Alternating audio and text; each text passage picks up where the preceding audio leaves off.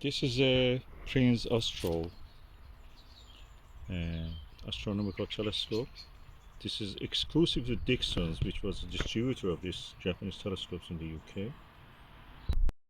It is the model number 330. It's quite common.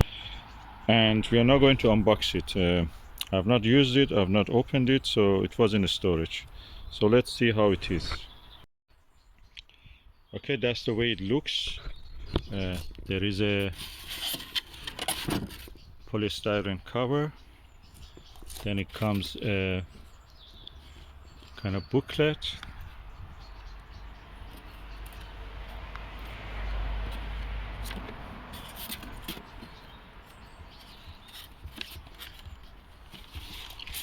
With a poster or kind of something like that.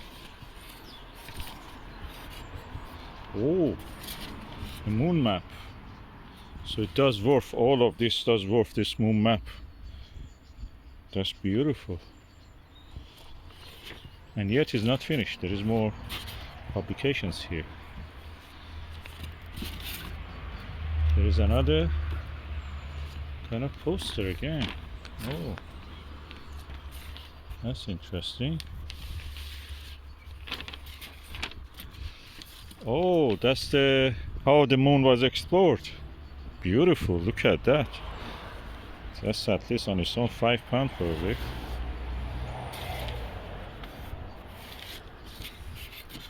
And then when we remove this, we come to the actual telescope.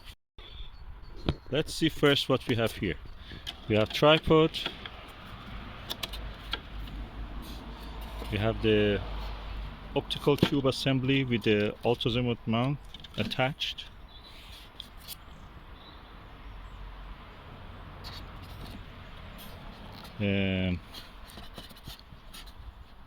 Yeah, you have the slow motion controls. We have a Barlow lens. We have a finder scope. We have eyepieces 15mm, 6mm, 25mm. And we have all the screws for setting up. This is a lovely, oh look at that, star diagonal. And that's the tray for putting the eyepiece. So let's just start with the setting up of the tripod. Okay, now I have set it up. I don't think it has been used because there was no scratch marks on anywhere on the polystyrene packaging of it. All the components are there, they're new, they have not been touched. So this is a really rare specimen. How it is that it has a Azimuth mount which works in the altitude with this.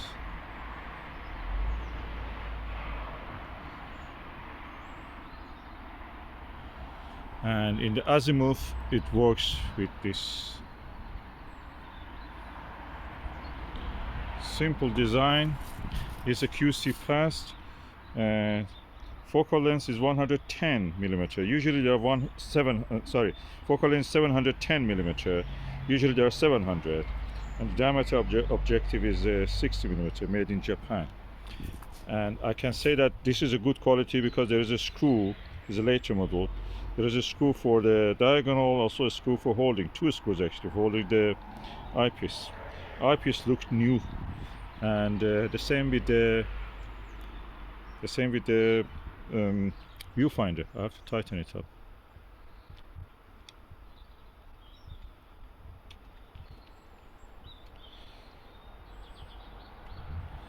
Yeah, and it seems you can actually adjust it by this.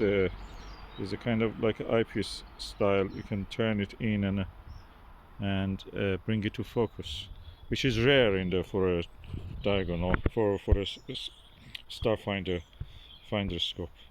So quite interesting setup. Let me just use it and see. First I will show you the lens. It has a rubber lens cap, which is really good. It's not plastic. It looks like a rubber. And this is the actual lens, as you can see here.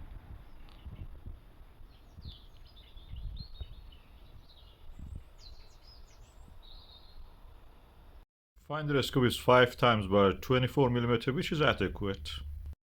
I'm using now the Celestron Silvertop 26mm 1.25 inch eyepiece. I use it with a adapter on this telescope, so you can actually see how a modern eyepiece will perform on this. I think that is actually good. The clarity and resolution is nice on this. I can compare it with some of the best telescopes that I've used.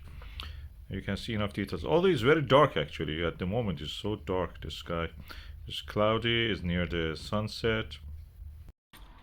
Overall I think it's a nice package. It's almost like new.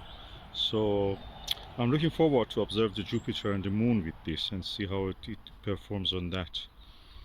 And yeah, it has not been used, I must confirm. It has been just mint condition. Yeah, I opened it, but that's the way we have to do it. I'm not a collector. I'm an astronomer, amateur astronomer. Okay, I'm using the Prinz optics model 330 60mm aperture and 710 millimeter focal length. This is the F12 refractor. Is on an Azimuth mount. I could see with the 8mm eyepiece 2 cloudbursts of Jupiter. It was more clear with the 5mm eyepiece better. Now I'm looking at the plates. Beautiful, really comfortable, lightweight, hassle-free telescope for these kind of observations. If you want to grab and go telescope, this is the perfect tool for that.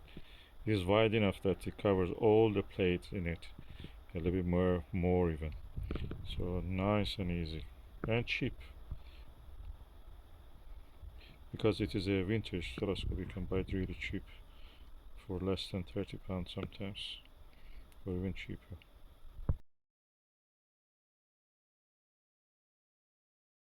The trick is to use a eyepiece adapter from 1.25 to 0.96 inch. So using the modern eyepieces really can achieve a lot. This is a 26mm Silvertop Plössl eyepiece. It's a Celestron. Wow, on the Mars I can see details. I can see some of those green albedo features. 2 on the side and the middle there's just orange also. I'm using the Mix NSLV 5mm eyepiece and I can see these details.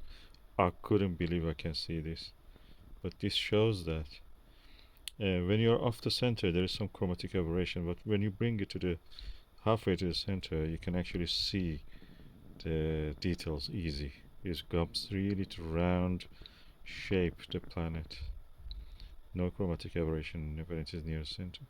Mars is so big at the same time.